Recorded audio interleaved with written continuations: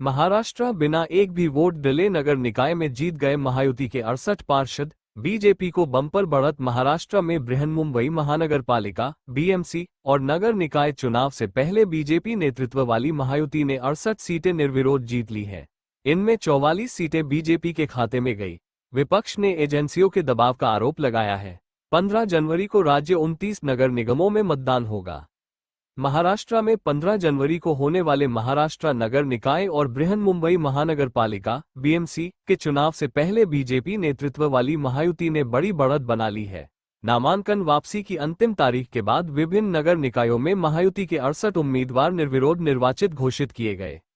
इन 68 सीटों में से बीजेपी को 44 सीटें, एकनाथ शिंदे गुट की शिवसेना को 22 सीट और अजित पवार की एनसीपी को 2 सीट मिली है।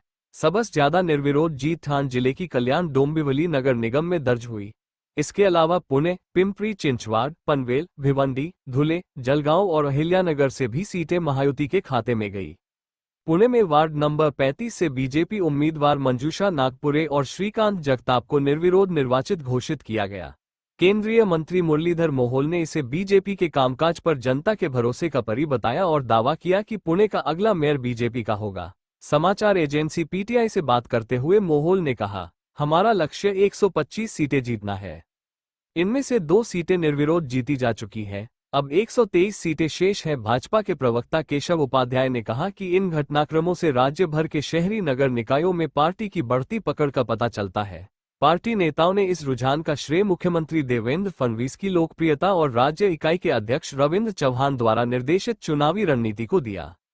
महायुति बीजेपी अकेले लड़ेगी नगर निगम का चुनाव। हालांकि उद्धव ठाकरे गुट की शिवसेना ने इस पर सवाल उठाते हुए आरोप लगाया कि विपक्षी उम्मीदवारों को ईडी सीबीआई की धमकी या सौदेबाजी के जरिए नाम वापस लेने पर मजबूर किया गया। सांसद प्रियंका चतुर्वेदी ने चुनाव आयोग की चुप्पी पर भी सवाल खड़े किए। प्रियंका चतुर्वेदी ने मुंबई में पत्रकारों से कहा, लोकतंत्र को खत्म करने का यह एक ऐसा तरीका है जिसमें विपक्षी उम्मीदवार ईडी और सीबीआई की धमकी डराकर या रिश्वत देकर उनसे समझौता कर लेते हैं। वे अपनी जीत खरीदने की कोशिश कर रहे हैं और यह शर्म की बात है कि चुनाव आयोग इस पर चुप्पी साधे हुए है।